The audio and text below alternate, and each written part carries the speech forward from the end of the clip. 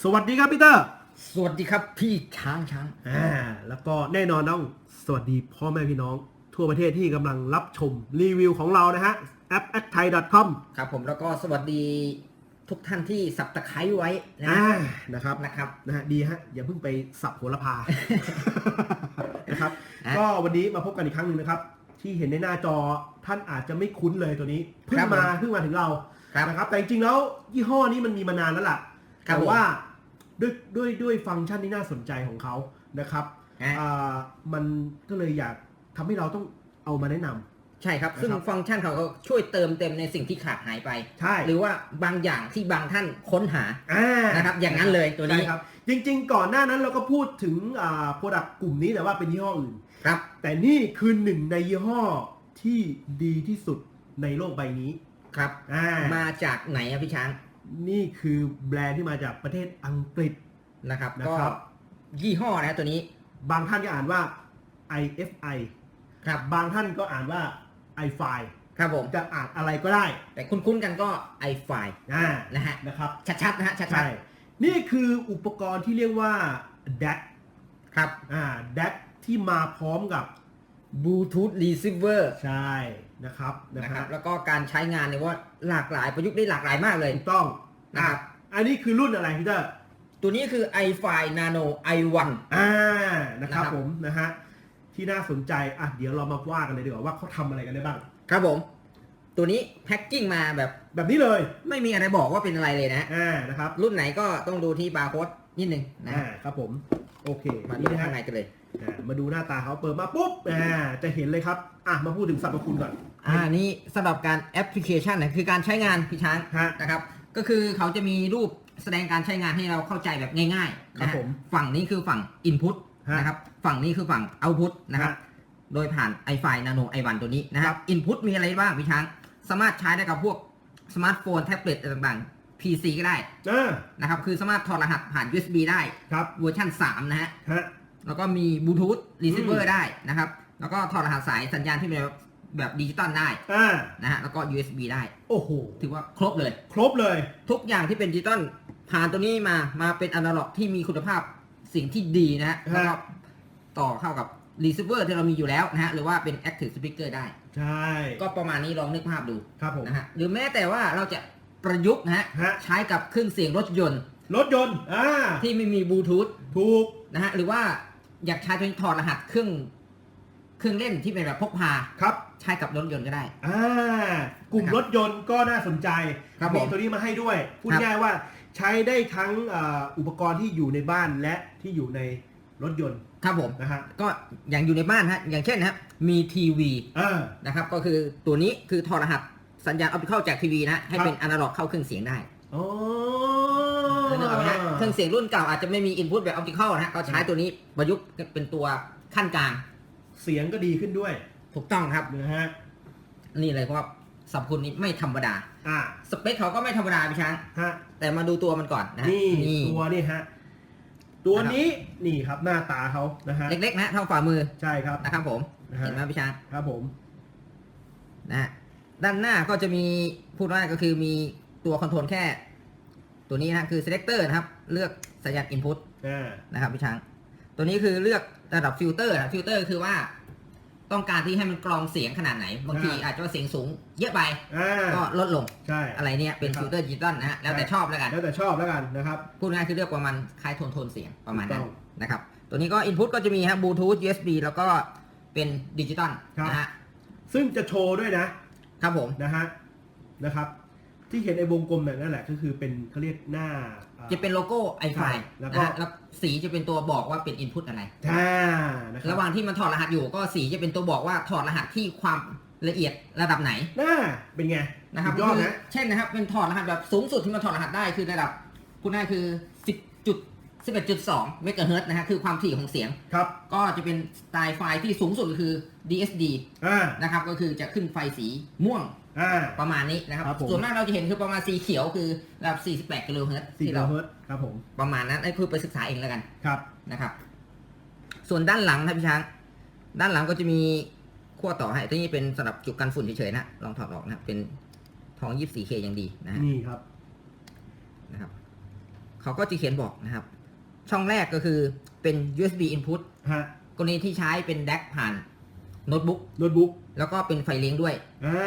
นะครับตัวนี้ต้องมีไฟเลี้ยงนะ ก็มีไฟเลี้ยงไม่มีแบตในตัว ครับผม กรณีที่พีเตอร์บอกว่าเอ๊ะแล้วใช้ในรถยนต์เพื่อให้มันเป็นแดก ครับก็ใช้ไฟ USB จากรถยนต์นะฮะมาเลี้ยงมัน ครับผม ผม แล้วก็ท่านอาจจะใช้สมาร์ทโฟนคอนเน c กับตัวนี้ ครับเป็น Bluetooth receiver แล้วก็ต่อ output เข้าเครื่องเสียงรถ ใช่ นะครับ ถัดมาตัวนี้ก็คือเป็น input output ที่เป็นแบบ optical ฮะ หรือว่า coaxial นะแล้วแต่สายส่วน2อันนี้คือเป็น output มีแค่ analog นะก็คือเป็น RCA ขาวแดง ครับ เท่านั้น นะครับก็ประมาณนี้นะฮะ ทีนี้เวลาจะต่อเครื่องเสียงลืมไปนิดนึงเดี๋ยวก็คือต่อผ่านตัวที่เป็น input แบบ RCA RCA ครับผม นะฮะ เท่านั้นนะ เท่านั้นนะครับ ทีนี้อุปกรณ์ให้มาพี่ช้าง ครับ นะกล่องแรกนะครับ นี่เลยฮะมี AC adapter ให้นะครับแบบ5โวลต์นะฮะ เนี่ยฮะ อันนี้ให้มาด้วยนะครับ อีกกล่องหนึ่งนะครับ ก็จะให้สายสัญญาณตัวนี้นะฮะ RCA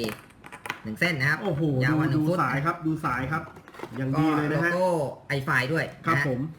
แล้วก็สาย USB เป็นเวอร์ชัน 3.0 นะฮะ ก็ ครับผ จะ ม หัวแปลกๆหน่อยนะครับ อ่า อย่างนี้นะฮะ แล้วก็อีกนิดหนึ่งฮะ ก็จะมีตัวแปลงนะฮะ ตัวนี้คือเป็นสายแบบ Toast Link นะคือแปลงสัญญาณแปลงข้อต่อฮะตรงนี้นะครับ เนี่ยฮะ สำหรับเสียบ optical ถ้ามีสาย optical ก็เสียบต่อตรงนี้เลย ครับผม นะฮะอันนี้ตัวแปลงจะทำหายนะฮะ ครับผมถ้าหายก็ ซื้อใหม่ฮะ แค่นั้นเองครับ ไม่มีอะไรมากกว่านี้ครับ คือพูดง่ายคือสาย coaxial กับตัว optical มันอยู่ในรูเดียวกันนั่นเอง ใช่ ก็มีตัวแปลงมาให้ แล้วก็ตัวนี้นะครับเป็น rubber foot สำหรับกัน ระ ลื่น หว่าง นะฮะ ใช่ครับ ประมาณนี้นะ นะฮะ อันนี่ผมใส่คืนในกันเดี๋ยวทำของเขาหายฮะ อ่า ทีนี้มาดูสเปคคร่าวๆของเขานะครับพี่ช้าง ครับ ตัวนี้คือความละเอียดเขาเพราะว่าถอดสูงสุดเลยคือ 24 บิต ฮะ นะฮะ ก็คือ 24 บิต แล้วก็ใช้ชิปของเบิร์นบราวน์นะฮะ ของดี ของดีก็คือเป็น one chip คือ 2 channel 4 signal นะฮะ ครับผม ก็ถือว่าเป็นของดีระดับที่ว่าเป็นชั้นแนวหน้าเลยนะครับของ ใช่ จริงนะฮะ ครับผม ก็ฟิลเตอร์มีทั้งแบบถอดสัญญาณแบบ PCM นะฮะ ฮะ DSD หรือ DXD นะฮะ ครับผม Input ก็ที่กล่าวไปก็มี USB 3.0 Bluetooth นะครับ แล้วก็มี Bluetooth นี่เป็น level aptX นะพี่ช้าง ใช่ aptX ก็คือมาตรฐานเขาเรียกว่าให้คุณภาพเสียง หรือการสูญเสียสัญญาณเนี่ยน้อยมากเทียบเท่ากับต้นฉบับ ถูกต้องครับ นะครับ แล้วก็มีดิจิตอลดิจิตอลคือเป็นลักษณะของ optical นะฮะแล้วก็ coaxial นะครับเอาพุทนี่เขาสามารถเอาพุทแรงถึง2โวลต์ IMS นะฮะก็ขับเครื่องเสียงทั่วไปได้สบายเลยนะครับ ผม ตัวนี้ก็ถือว่าเป็นตัวหนึ่งที่น่าสนใจนะพี่ช้าง ครับผม ทีนี้เรามาดูการประยุกต์ใช้งานก่อนครับ ตัวนี้อาจารย์สาธิตการใช้งานแบบเป็น ง่ายๆ Bluetooth receiver แล้วกัน ให้กับลำโพง Active ที่ไม่มีบลูทูธมา ครับผม แต่ถามว่าถ้าท่านมีเครื่องเสียงบ้านเก่าๆ ที่ไม่มีตัวบลูทูธแต่อยากให้ตัวเครื่องเสียงบ้านรับสัญญาณบลูทูธได้ก็ใช้ตัวนี้ได้ ตัวนี้มานี่แล้ว นี่ครับ เรามีตัว Audio Engine ตัวนี้นะ ครับผมนะครับนี่คือ สักครู่นะ Audio Engine รุ่น A2 Plus ซึ่งดูตัวนี้มันจะไม่มีบลูทูธในตัวนะครับ ครับผมนะฮะ สังเกตด้านหลังแล้วกันนะครับ ก็ตัวนี้ก็จะมี Input Audio Engine ตัวนี้ก็ Input แบบ 3.5 เป็น Input แบบ RCA นะฮะแล้วนี่ Output ครับผม ตัวนี้ผมจะใช้งานคือจะใช้งานตัวนี้เป็น Bluetooth receiver นะฮะ ผมก็ต่อ Output จากตัวนี้นะครับ ครับผม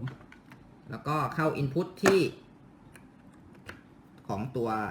A2 พัดตัวนี้นะครับ ครับผม แล้วก็ทีนี้นะฮะเอาไฟเลี้ยงของมันนะฮะ นี่ครับ ผ่าน ก็เสียบ USB ปั๊บ แล้วก็อะแดปเตอร์ที่เราแถมมานะ นี่ ฮะ ฮะ นี่นะครับ นี่ฮะแค่นี้เอง ครับผม ทีนี้ถ้าเป็นเครื่องเสียงบ้านก็แค่เอาไอตัวช่องที่เสียบเข้ากับลำโพงก็คือช่อง input เนี่ยไปเสียบกับ ครับผม เครื่องเสียงบ้านที่มีช่อง RCA ใช่ที่เป็น ที่เป็นช่อง Up In ใช่ แบบ RCA ใช่ครับ นะฮะทีนี้เราก็เลือก Input นะครับ ตัวนี้ก็คือ Input ตัวนี้ผมเลือกเป็น Bluetooth นะครับ Bluetooth ก็คือบนสุดนะครับ Input บนสุดนะฮะแล้วก็สมาร์ทโฟนมาพี่ช้าง ใช่ ง่ายๆนะฮะ แต่ input ที่เป็นแบบบลูทูธจะไม่แสดงบิตเรทถูกไหมฮะ ครับผมมันแค่แสดงการเชื่อมต่อ ถูกต้อง ฮะสักครู่นะฮะ เนี่ยแค่นี้ครับก็ทำให้ท่านสามารถที่จะใช้สมาร์ทโฟนนะครับคอนเน c t กับตัวลำโพง Active ที่บ้านได้ ใช่ครับ ถ้าใช้ในรถยนต์นะฮะ ก็เหมือน USB นี่ก็เสียบเข้ากับช่องจ่าย USB ในรถ ครับ นะครับ นะฮะ ปิดบลูทูธขึ้นมานะครับ จะเจอเลยฮะไหนขอดูหน้าตาสมาร์ทโฟนที่เวลาคอนเน็ก ครับผม จะขึ้นว่า เท่าๆนี้นะฮะมันกำลังหาอยู่นะฮะ นี่ครับ ขึ้นว่าตัวนี้นะ ขึ้นว่า iFi iFi HQ aptX Audio นะครับ นะครับ แป๊บหนึ่งนะฮะบลูทูธอินพุตเชื่อมต่อแป๊บหนึ่งนะครับ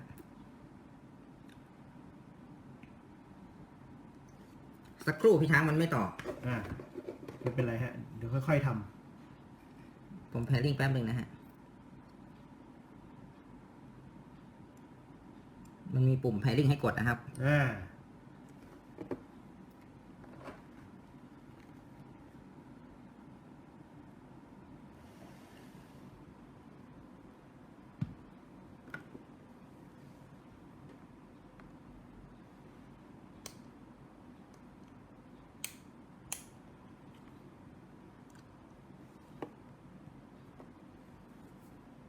สักครู่นะฮะก็เชื่อมต่อแล้วนะฮะก็จะกลายเป็นสีน้ำเงิน ครับผมพูดง่ายๆต้องกดพอเชื่อมเนี่ยฮะจะเป็นเขียวน้ำเงินเดี๋ยวนะฮะเป็นไงฮะเชื่อมต่อยังครับ เชื่อมต่อแล้วฮะ อ่า ทีนี้เราลองมาฟังเพลงนะฮะสักเพลง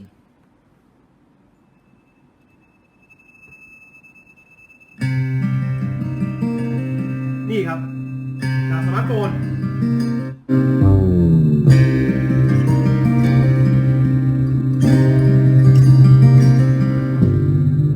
You were just another sideshow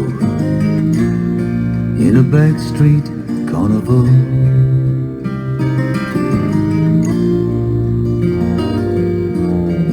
I was walking the high wire, trying not to fall.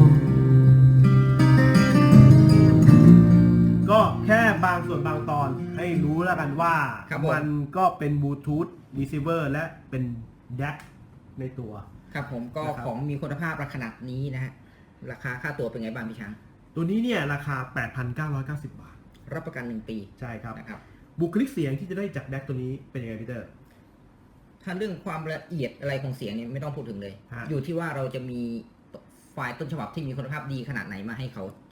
แปลงสัญญาณไปให้เราได้ยินบอกเลยว่า ใช่ครับ รายละเอียดต่างๆที่มันคือครบแน่นอน ฮะ นะครับแล้วก็ความโปร่งเสียงร้องแล้วก็การแยกเลนระหว่างเสียงดนตรีกับเสียงร้องว่ามันชัดเจน ใช่ครับ นะฮะ แล้วก็ระยะการเชื่อมต่ออยู่ที่ประมาณ 10 เมตร 10 เมตรนะครับ ฮะ นะฮะเพราะฉะนั้นเนี่ย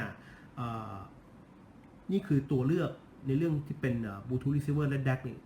อีกหนึ่งตัวที่คุณภาพระดับท็อปที่เราอยากจะเอามานำเสนอเลยนะ ใช่ครับสำหรับท่านที่ชื่นชอบแบบ High Res Audio จริง ๆ ชื่นชอบเสียงดนตรีจริง ใช่ ๆ ครับ ความเป็นธรรมชาติดนตรีจริง ๆ ตรงนี้เลยฮะ ใช่ครับ บอกเลย ตัวนี้นี่น่าสนใจนะครับ ครับผม นี่คืออีกหนึ่งทางเลือกที่ถือว่าคุณภาพระดับพรีเมียมเลย ใช่ครับสำหรับท่านที่มองหาอุปกรณ์แบบนี้นะฮะ นะ ตัวนี้มาแล้วนะ ใช่ iFi